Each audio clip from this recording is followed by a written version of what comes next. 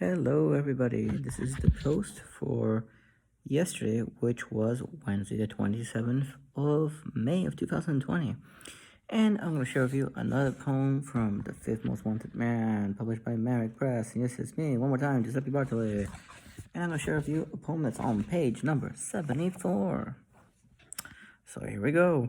The story goes like this. Pont Alexandre III, or Pont Alexandre III in Paris, or 3, however you want to call it, is one of my favorite bridges, and it goes from Invalides, straight shot over toward the Champs. You cross it and then you turn right, you go to the Champs, or you go to Route Montagny, where all the nice little expensive shops are. I'm probably mispronouncing this all horribly. Please humbly excuse my French. Pardon my French, I never get to say it that way. And when you cross to the other side of the Seine, or La Rive, and there's this area between Rue Montagny and the Seine there, on the other side, and there's a statue of Simon Bolivar. And if you ask me what a hero is, I met a hero. I used to know a hero. There was this really old woman who would go there dressed sometimes in black, and she would have bail on Sundays. It was like, she must have been like Simon Bolivar's granddaughter, I thought, or someone who just appreciated what he did, because he helped liberate Latin America from the Spanish king's monarchy. So she would go there for bail, some days not, and she would put a rose, a white or red rose, sometimes on the anniversary of Simon Bolivar's birthday or death, she would put more on one. And it wasn't every day, it was every other day. And one day I didn't see her anymore. So every time I go to Paris, I buy a rose and I leave it there. I know it sounds awfully romantic and poetic, but that's what us poets do. We do crazy stuff like that for no reason. So, and I'm not in Paris every day. I wish I could be.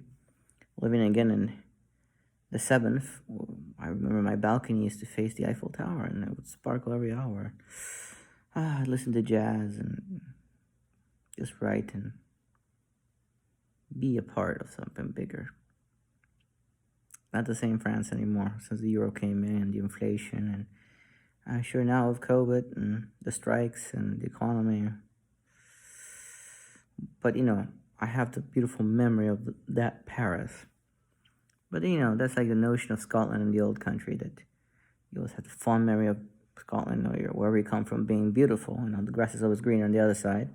But when you go back years later, it's changed because you've changed, not it's changed. It's still the same. You're not the same person who left. But that's normal. And like Broliar used to say, the real and the hyperreal. We sometimes think that the fake illusion in our minds is better than the reality. That's why it's good to live the moment and cherish it and be positive, be happy as much as possible. And the real famous quote, I'm not negative, I'm a realist. Anyway, here comes the poem. Pont Alexandre III, Paris. The way she dotingly sets down, like a goodnight kiss, an Ecuadorian red rose, on top of a snow-coated slab of marble. You think it was for her late husband, which in turn would also explain the black lace badge of mourning, concealing her grief like shutters. I might have failed to mention earlier on that she was in her 80s, not because it was an unimportant fact, but because today I've passed by the monument of Simón Bolívar, El Libertador, and for the third straight day, nothing, or...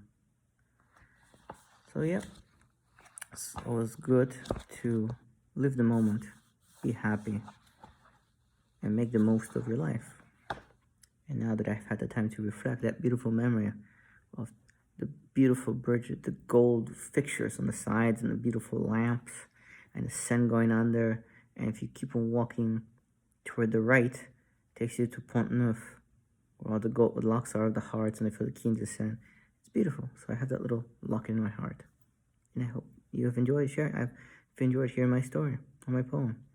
Remember, #stay at home or be safe when you go out. Lots of love.